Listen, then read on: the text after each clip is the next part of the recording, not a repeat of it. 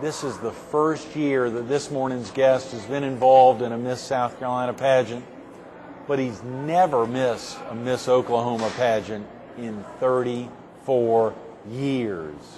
Who is he? You'll meet him coming up next on Carolina People.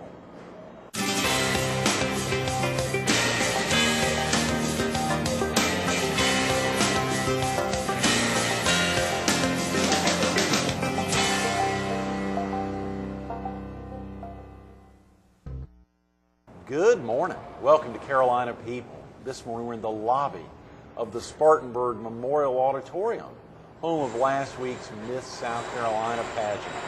We're focused on the pageant and we're visiting with one of its judges, its head judge, Jack Cooper. Good morning, Jack. Good morning. Thanks so much for being with us. And of course, exciting. I didn't think I could get it all out. The curriculum specialist manager with Pearson. And of course, even more exciting, the Miss Oklahoma State field director, and as you get close to pageants, the judge's chairman for the Miss Oklahoma and the Miss Oklahoma Teen state pageants. Very exciting, a lot going on in your life.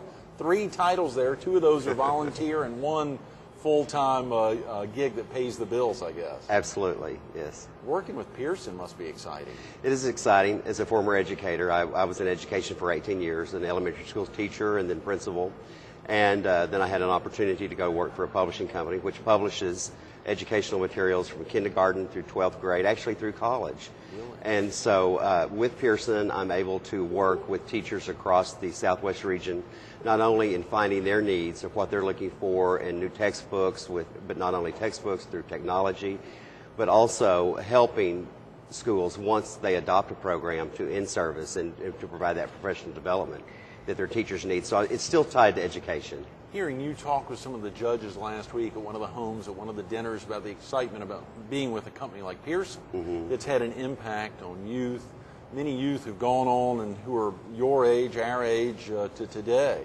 The impact Pearson's had is amazing. Well, I don't know if you can remember back at days of Dick and Jane, See Dick Run.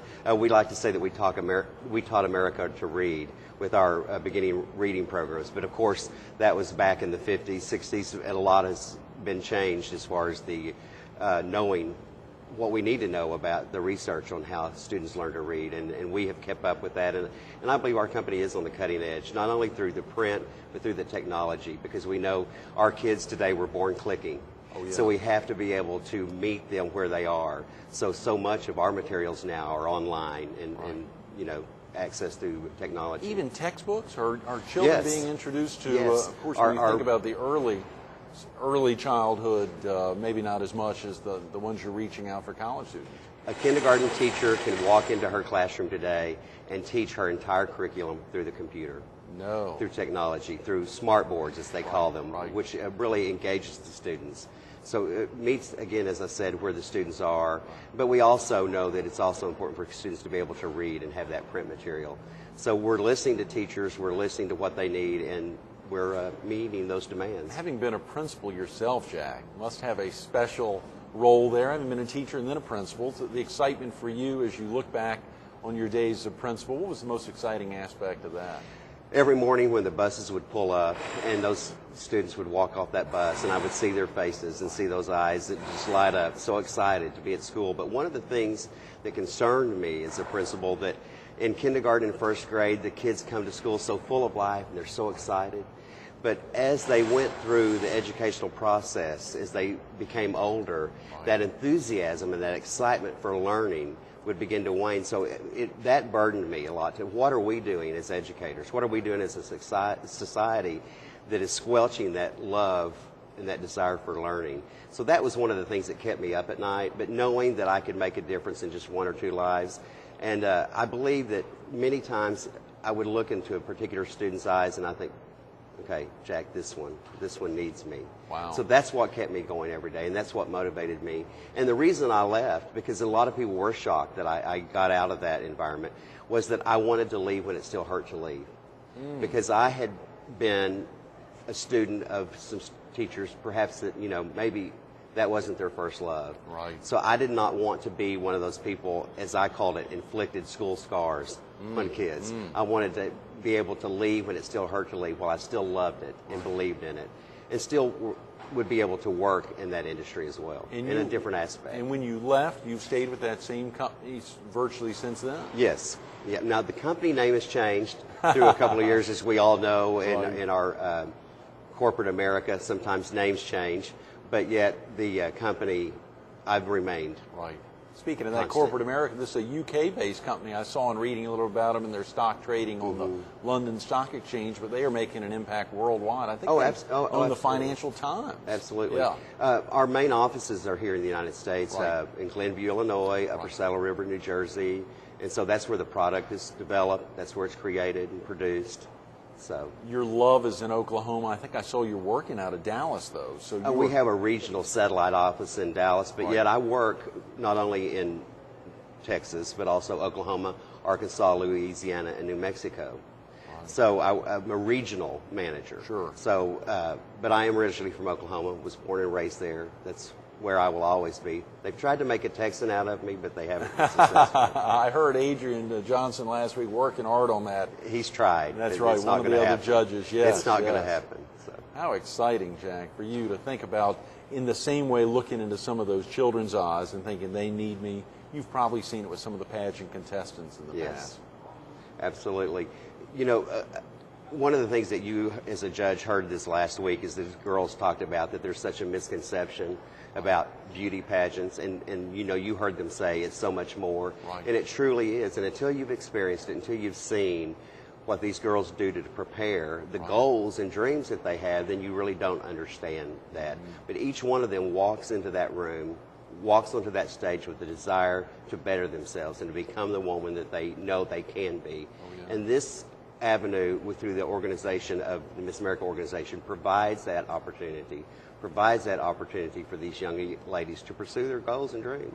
Right. Speaking about pursuing goals and dreams, I think I saw you've had some professional training in voice, dance, and public speaking. Of course, let's throw out public speaking. For you, you know, those aspects, either of those you preferred more? If, for instance, I thought about it, if you were a contestant, which of those would you have really wanted to get up on stage and perform? If I were a contestant, I would probably sing, because I grew up in church singing. From, I think I did my first solo in church when I was in 6th grade. Really? Perhaps. And through junior high, high school. Now, I don't sing now, except for my own amusement and enjoyment in the shower, but I was a singer, so I would sing. In a state where our state dance is the shag dance, is that ever a dance you picked up in your professional training? You know, I heard some of the girls talk about that last week, and I'm going to have to say I don't know what the shag is. I was afraid to admit that I didn't know, so somebody's going to have to teach me. Right. Well, Joe Sanders was with us yesterday. I asked him that same thing, if he'd come down to Myrtle Beach where we live, and of course to see the excitement of the state dance. It is a two-person dance. Okay. It is a two-person dance. Well, when Joe comes, let me know, and I'll try to come over and see what I can find out. Absolutely. Jack, you know, it's so amazing as you think for you, the excitement about being in Oklahoma, where two young ladies have gone from Miss Oklahoma to become Miss America back-to-back. Am I correct, 05 and 06? Yes. Or 06 and 07? 06 and 07. Right. Amazing to see that. What was the experience for you, having been involved in the Oklahoma pageant, having seen, I think, your first one back in 1974. 74. So now, let's not get into how old I am. So. Yes, my first Miss Oklahoma pageant was in 1974, and I went simply to support one of my friends in college. She was competing for the pageant and asked if some of us would come. So we all jumped in the car and went and spent a week in Tulsa and supported her. And during one of the preliminaries, they talked about if anyone would like to become a certified judge. So I thought, well, you know, I have a music background, so forth. So during the day, I went to that judge's clinic, and from there, it just launched. And so that was the first pageant you attended? You were actually in college, or had you been to well, some actually, earlier? the very first pageant I attended was in 1965. Now you are dating yourself. Yes. Well, I was very young. My sister was babysitting me.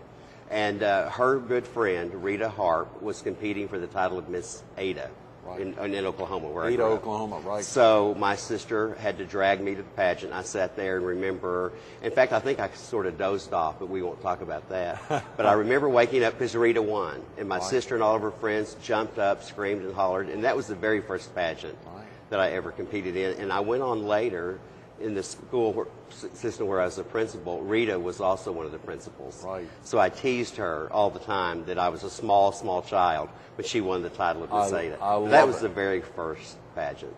Then once in '94, once I attended my first Miss Oklahoma pageant, I have not missed one since. 1974, 34 years straight. Yes. I mean, not even for, it sounds like even a family emergency wouldn't keep you away from it. Not even for a family emergency. People know when it's Miss Oklahoma week, don't call Jack, don't email him, don't bother him, because I'm at Miss Oklahoma. And you are working. You are hard and fast. This is a volunteer opportunity for you, but at the same time, you are working, and there are no ifs, ands, or buts about it. Especially now with my position working with the judges at Miss Oklahoma, I may not see some of the people for several days because I'm with the judges constantly.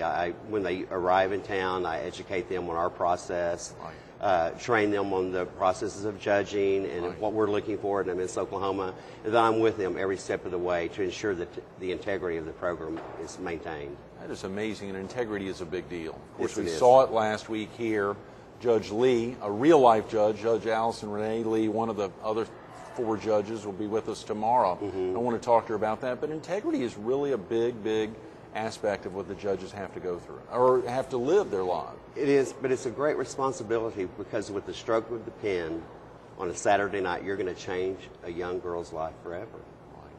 And you're maybe looking at 44 girls here. We looked at 51 in the Miss and 41 in the teen. Right.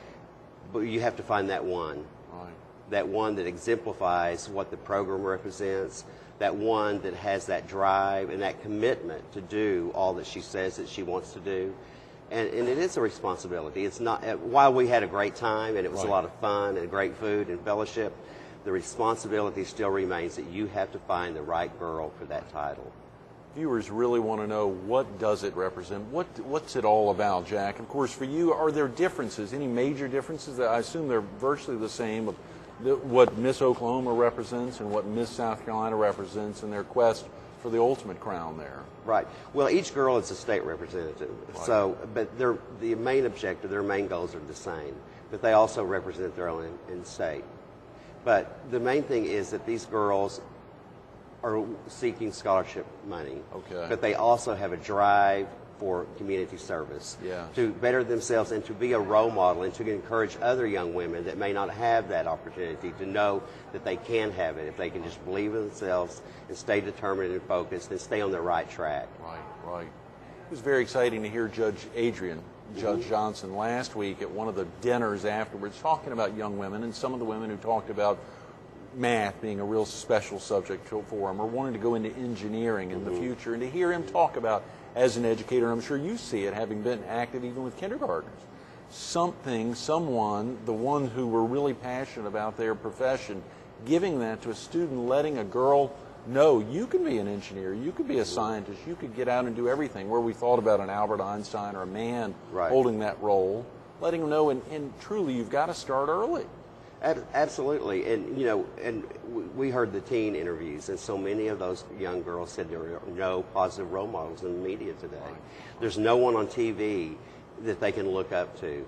So we, as an organization, through the Miss America organization, through the Miss South Carolina organization, Miss Oklahoma, we have to provide those role models for these younger people, so to give them a sense of hope that they can become all they can be, because it's not always, that sense of hope is not always there. Yeah. So you mentioned your sister. Is it just the two of y'all?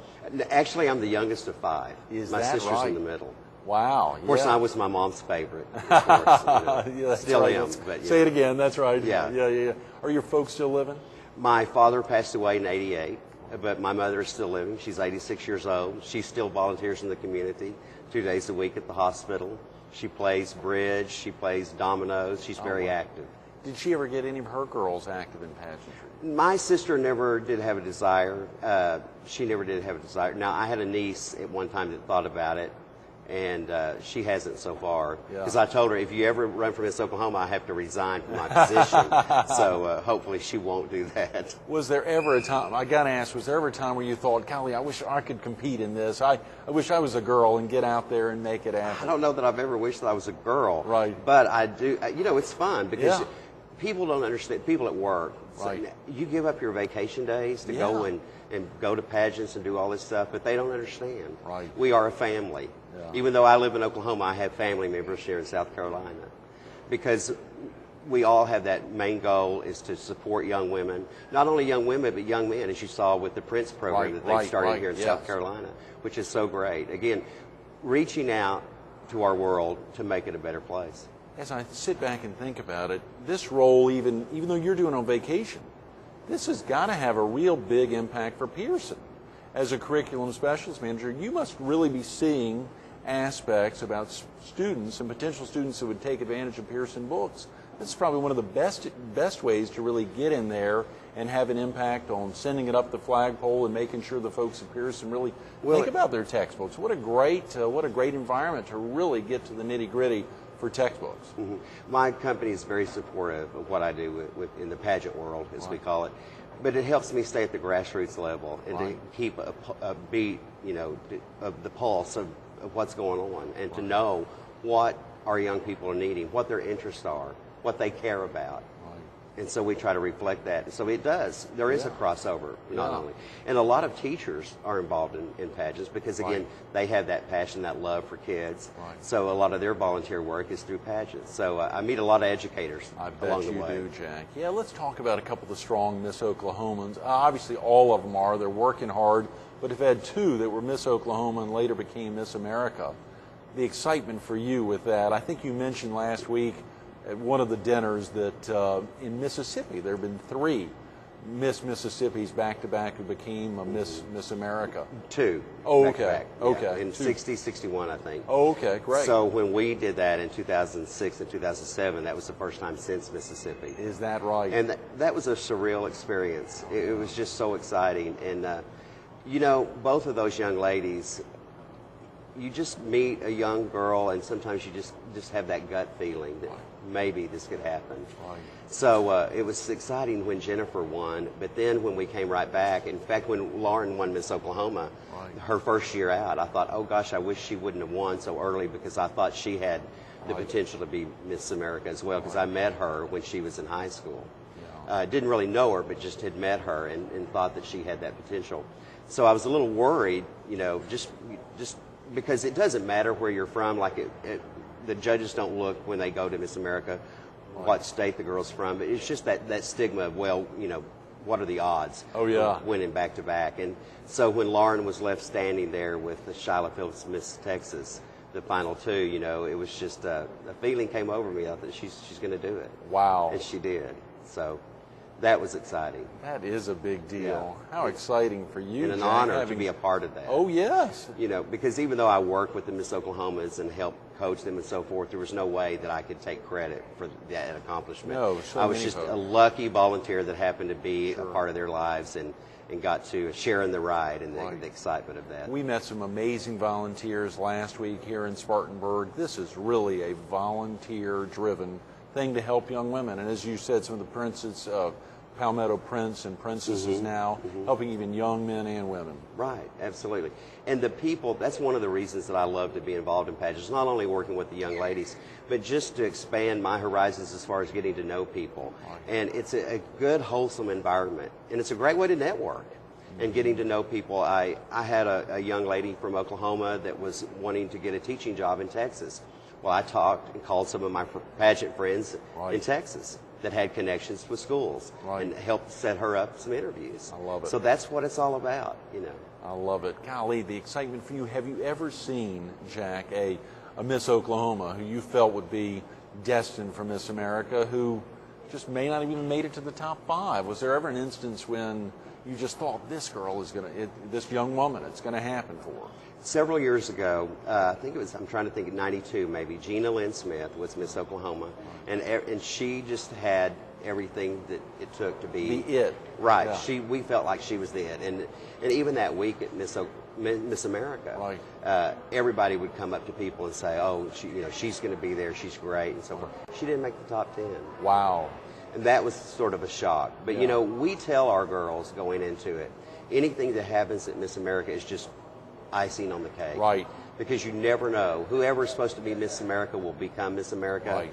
And if they don't become Miss America, they still have a full year to come back and represent their state. And there are some girls that want to compete, but they don't want to become Miss America. Really? They want to stay their state queen. In fact, Lauren Nelson, after she gave up the crown of Miss America, said, I felt robbed because I didn't get to be Miss Oklahoma for a full year. I want to come back and I want to compete for Miss Oklahoma. And we said, you won the big gold ball, so to speak. And and she can't do that. She can't do that. Oh, no. No. But for the young ladies who can compete from 18 to 24, I'm sure they, as you say, love the enjoyment of competing. Right. Well, a lot of, in fact, Lauren said, she was almost disappointed that she won her first year because she just loved competing and being there at Miss Oklahoma that week and working with the girls and so forth. Of course, she was very grateful for the opportunity that was afforded her as first-year contestant to win her state pageant and then go on to win Miss America.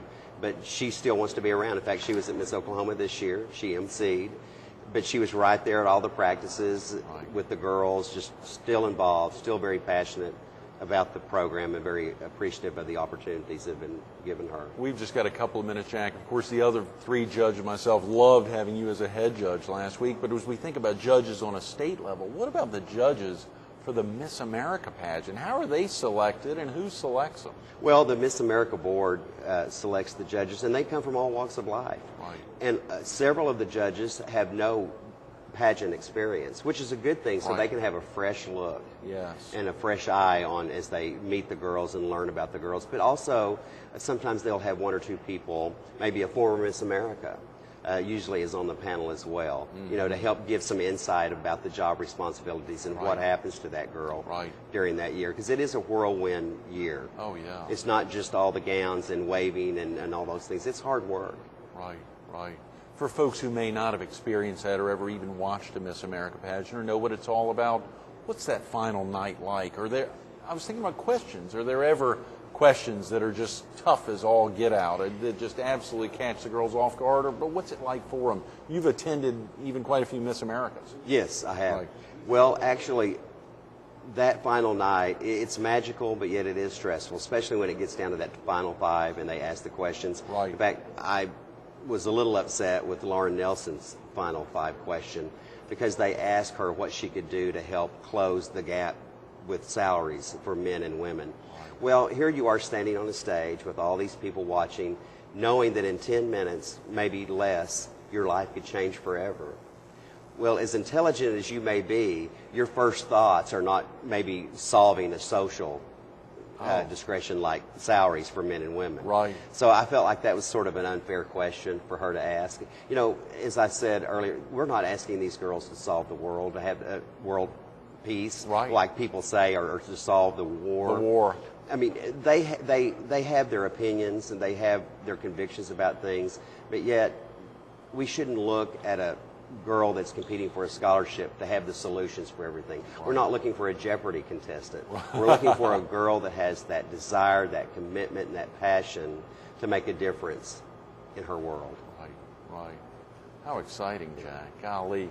As you think about it for you, as you look back on the 34 years, that first experience of having attended on behalf of your friend, the friend there in college, and then having joined that judge's orientation or the judge sign up, what's been the most exciting aspect for you over the last 34 years of your involvement?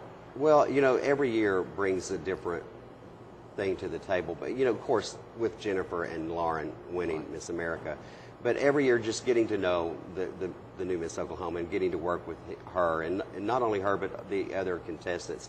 It's been a life-changing experience for my life. It's one of those experiences that I never anticipated. Jumping in a car with a bunch of college students, it was just a fun road trip. But that road trip came into a journey that has affected and changed my life forever. That's tremendous, Jack. Thanks so much for being with us Thank this morning. Greg. You're amazing. Absolutely. Stay tuned to more Carolina People with Jack Cooper coming up next. How many folks are able to volunteer throughout the year in something they're really passionate about that has a tremendous impact on what they do as a professional?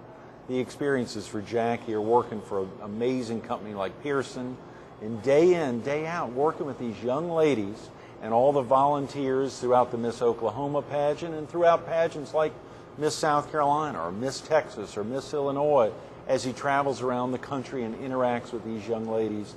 the impact for him and how it's positively impacted his company. But think about it.